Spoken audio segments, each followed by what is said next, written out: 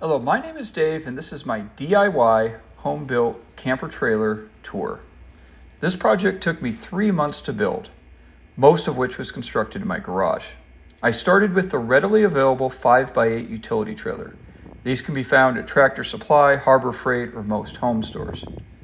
I built the camper part as a separate modular unit, which was later mounted on the trailer. For this design, I drew influence from both teardrop campers and truck campers. The design is my own, and I think it blends best of both worlds: sleek, aesthetically pleasing, lightweight, and practical. For me, designing and building campers like this is art and, well, perhaps an obsession. I like to call it constructive therapy.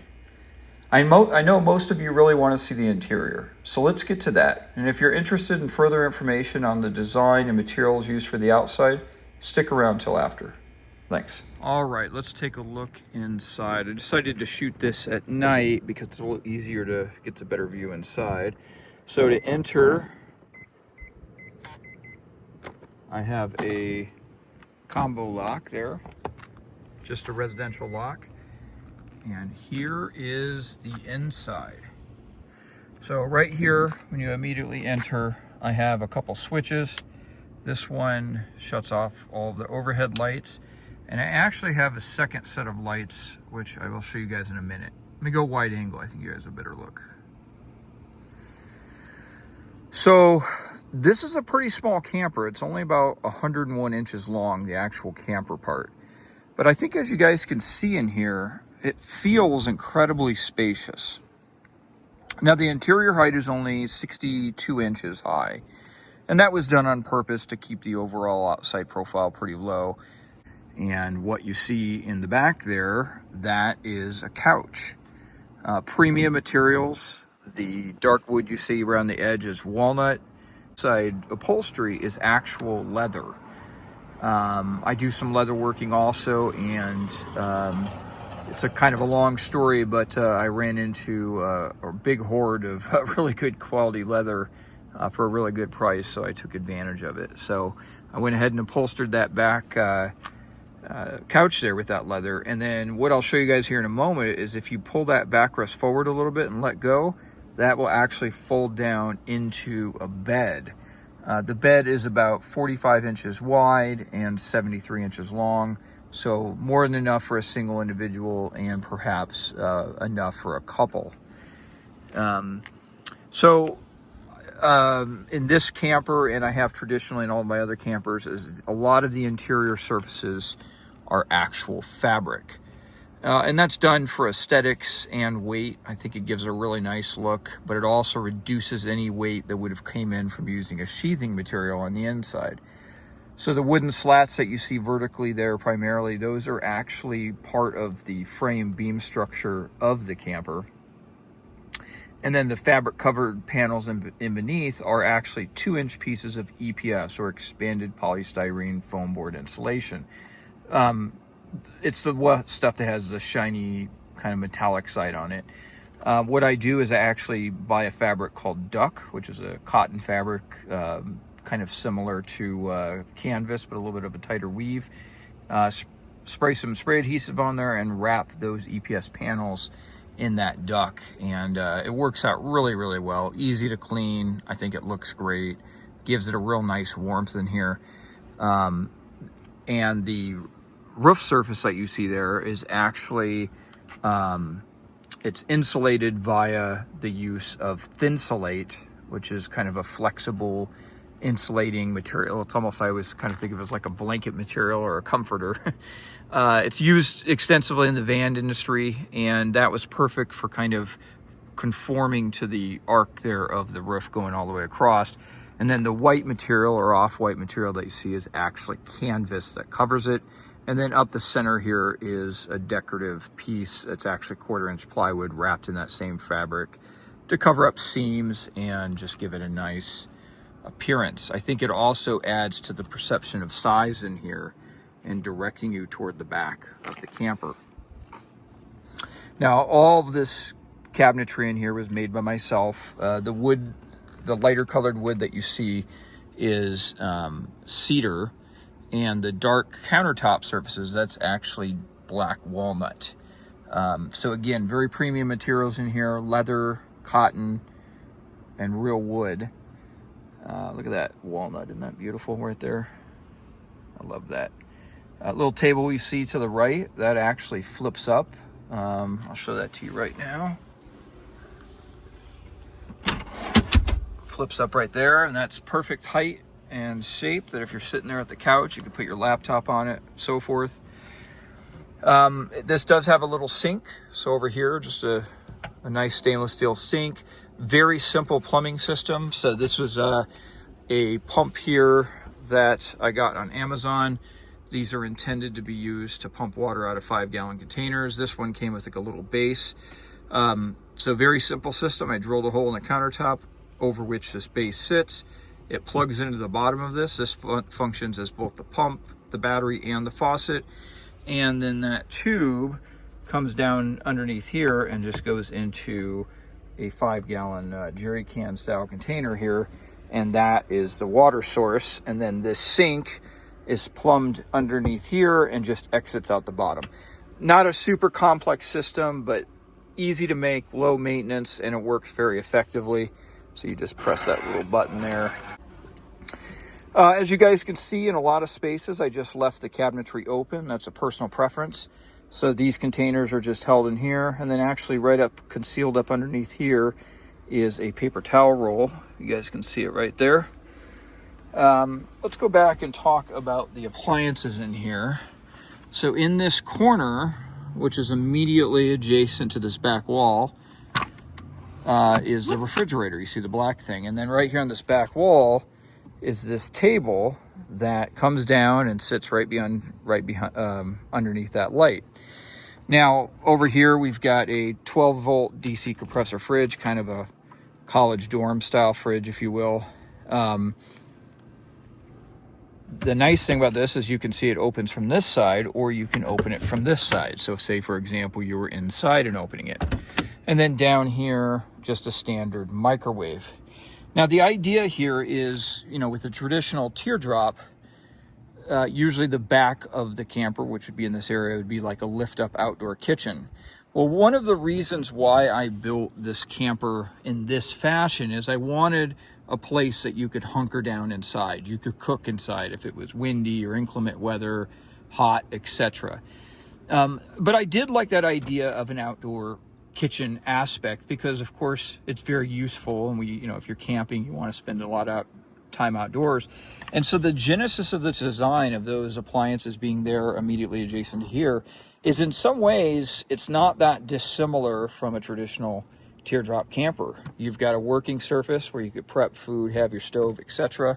And then if you wanted to get in the fridge with the door open, you just immediately reach over. You can open the fridge. You can access the microwave. Up here is an open storage area. This is where I obviously keep my food. And down here is another little storage area, which also happens to be the switch for that outside light over on this side. The point being is, if you're out here cooking, it's very easy for you to transition inside and access clothing.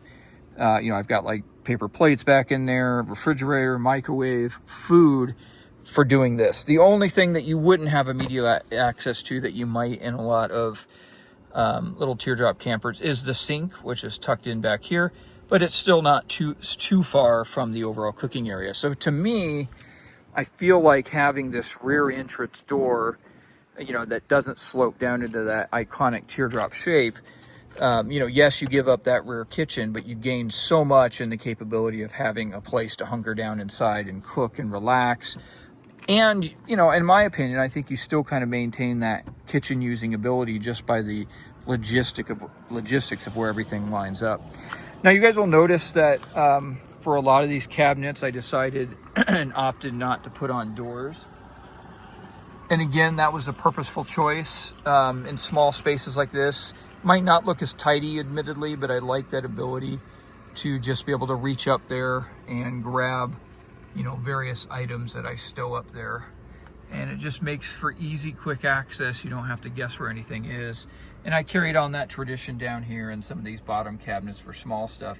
And surprisingly enough, you would think that this would burst open and all the stuff would flop around when you're driving, but it actually doesn't.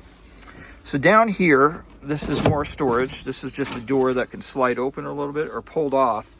Now I do have 10 gallons of fresh water tucked back in the left corner back in there. And then I have all of my bedding in there, you know, so a big, I think it's a 0 degree sleeping bag, you know, a big flannel one. And then that door just slides on those little tracks and comes in there. And on this side is the battery system. So a lot of people ask about the battery system. If you see in the far back there, tucked behind there is two 150 amp hour at 12 volt lithium iron phosphate batteries. Of course, they're wired together. And then this front unit right here, I call it the head unit. This was a unit that I made. This has got a 2200 watt inverter. Has the shunt style monitor there, as you can see, to give me the status of my system. In the center there, that's that electronic device that says 40 on it. That is actually a thermal switch right there, and that's tied into a fan in this unit back here that runs over the inverter to keep it clean, to keep it cool. And then I run a dual solar charge control system. So I've got two Victron chargers back there.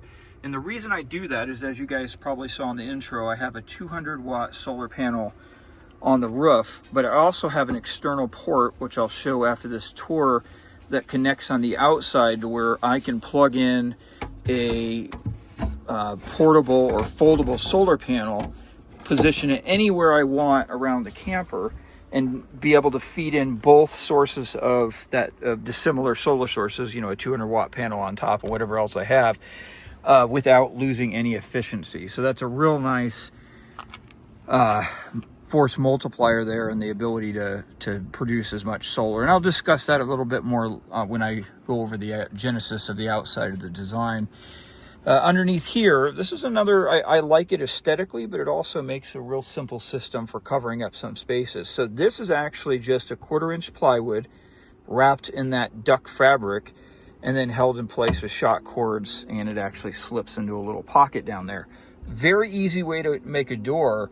But I think it's elegant. I think it's simple, and I really, really like it. So it's made in very much a similar way that this center stripe is.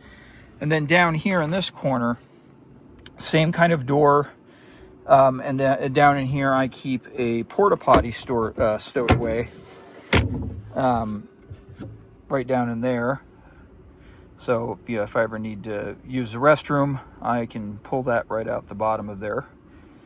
And then over here, another one of these doors down below here, and this thing has a diesel heater. So that's where the diesel heater unit sits. That's the internal heat exit exhaust, I'm not sure you'd call it. And then the pump, the fuel tank, and of course the exhaust all sit down here on the outside of the camper.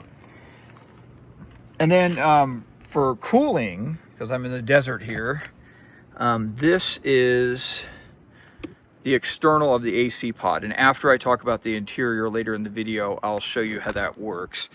But internally here, this is the front of the AC.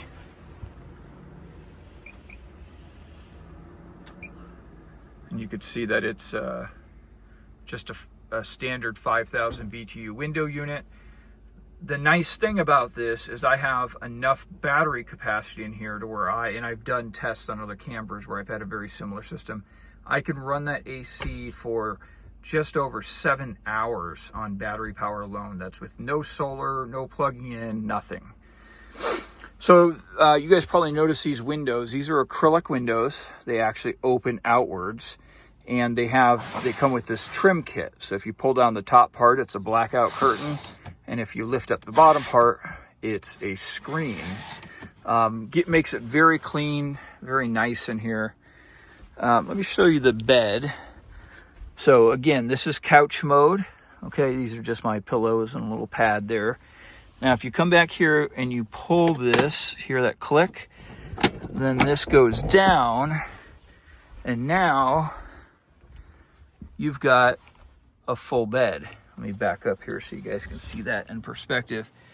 So I really like that because it adds a lot of versatility to the space. If you want to go into chill mode, you put it in that couch mode. It's actually really, really comfortable, especially with that leather upholstery. And then if you want to go to bed, you can pull that down just that quick, lay out your bedding, which, like I said, in my case, I actually keep stowed down there if I want this open, and you can make your bed. I think it's a real great use of space. And it also provides a lot of space underneath the bed area, as you guys saw. I've got my little porthole windows, and these just open inward. I really appreciate these up here. You guys see all of the shelving up here, and that, you know, just holds various items like I showed you before. Same trim kit on the window, which would be on the driver's side. Let me show you guys something here. Okay, bear with me. Oh yeah, there we go. So you guys saw these lights up here. I have a little switch down here, and the idea being if you got in bed and you want to shut off your lights without having to stand up, you could just flip them off right there. These are actually exterior outdoor lighting fixtures that I modified to be used as lights in here. But they give it a really, really nice ambiance in here. It's just a nice, cozy, relaxing ambiance if you're just kind of kicking back with your table up, you know, watching a little TV or, you know, whatever you're doing. So I really, really like them. If you made it get this far, guys, I appreciate it. I want to talk about these cabinets in here because these are very custom, and it's done in the style is you know, this is, I guess, unique to me, or at least, you know, it's an idea that I came up with, and it looks at face value maybe plain, but there's a lot going on here. I love it's kind of modern straight lines, you know, no dramatic molding or anything, with the cedar, but it's the cedar. You could see the texture of the wood and the grain and the knots, and then on top you have that beautiful contrast of natural walnut. And then in there is little angular elements, like the little design down there. If you look right here, you know, little angular elements of that little decorative outside piece. I just, you know, I think sometimes cabinets, you know, we can kind of overlook them sometimes and not really, you know, or, you know, with raised panel doors and all that becoming ubiquitous with machining of wood. I think we take granted sometimes the thought and, you know, the individual designs that can go into a piece of furniture or cabinetry, as in the case in here. And, you know, when I built these, they were not just solely utilitarian, though I do think they are, but there was a lot of thought that went into the actual artistry of their construction and their design. And again, you know, I'm personally just very happy with this build. You know, I love the warm look of it, the natural materials, the leather, the cotton, the wood. Another thing was carpet down here. I understand that, you know, there's a general wisdom, and I think it's a good one, that a hard surface is better in campers. But I have to admit, when I was building this and I got to the point where I put in the flooring material, I put in this carpet, and it just put the whole thing together. It's just so warm in here. You know, you sit in here and it doesn't even remotely feel like a camper. It feels like a little cabin in the woods or something. So I just love it. And again, you guys will probably notice there's no stove in here, and that's on purpose. I keep a little portable stove down in there, and that allows me the versatility. If I were cooking in here, you know, I could put the stove there. I could lift up, you know, this little stanchion here, put the stove right there. I could be a bit away from the walls and almost directly under the vent fan.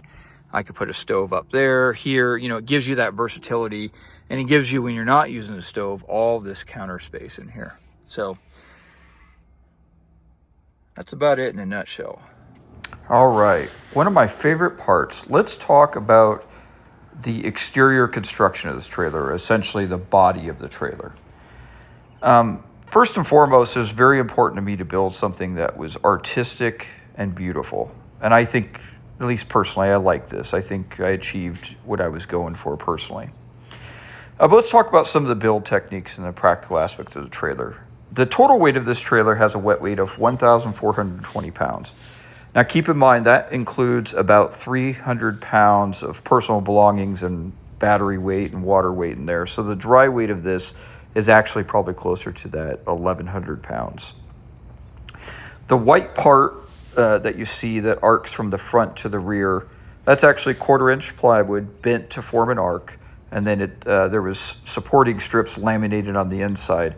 But that natural arc was really strong. It's really good for shedding water if it's raining. And then it's waterproof using a technique called PMF, or poor man's fiberglass. It's essentially layering glue and canvas and then covering it with an exterior grade paint. A little bit more to it, but just kind of in summary of what that is. The design of this, particularly the size of it and the general shape, was something I thought about deeply. Like I said before, teardrop campers and truck campers served as an inspiration for the build of this camper. So what I tried to strike was a balance between having a very small space like a teardrop, up all the way up to, you know, the classic full-size trailer that you could stand inside of. And I wanted to find something that kind of found a sweet spot between the middle of it. And I felt that this shape and design really hit that mark. It's still not a real big camper. It's only a 62 inches interior height. But it's not so small like a teardrop one where you really can't hunker down inside other than just laying. This camper, as you saw, is very comfortable inside. You could sit in there, you could sleep, you could cook. It has plenty of storage. And I felt it really struck that balance in between it. You know, as you see here, this is the construction of the tub. And if you look at that utility trailer, you see the little vertical rail or the rail that runs around the perimeter of it that sits up. I think that was about 12 inches high, if my memory serves me. I left that in place to keep some rigidity in the trailer. I did remove all the wooden planks to kind of lighten it up a bit. But when I designed this camper, and this kind of goes back to the truck camper roots, I added it with a rear entry, which I think made a lot of sense here. And then I, just like a truck camper would extend over the bed rails of the pickup truck, I did the same thing with this trailer so that it could slide right on the trailer, as you see here. Theoretically, it could be removed also and mounted on a flatbed truck or something if you wanted to. But this allowed a lot of versatility. And then if you notice that straight line that sits above where those rails are, as opposed to maybe a classic trailer where it would dip down, I left it high like that. I think it gave a unique look, but I think it also gave some extra protection to the body of the camper. You know, let's say you made a tight turn and hit a pole, or you were going off-road to hit a rock or something. If that trailer sat really low to the ground, I think you'd be more likely to actually cause more damage. And, you know, like I said, the big thing I was really working for is just to make this a piece of art, to make it unique, to make it functional, practical, and I think beautiful. And I hope you guys enjoyed this tour. If you did, please like, subscribe, and share with friends. Thanks, guys, for watching.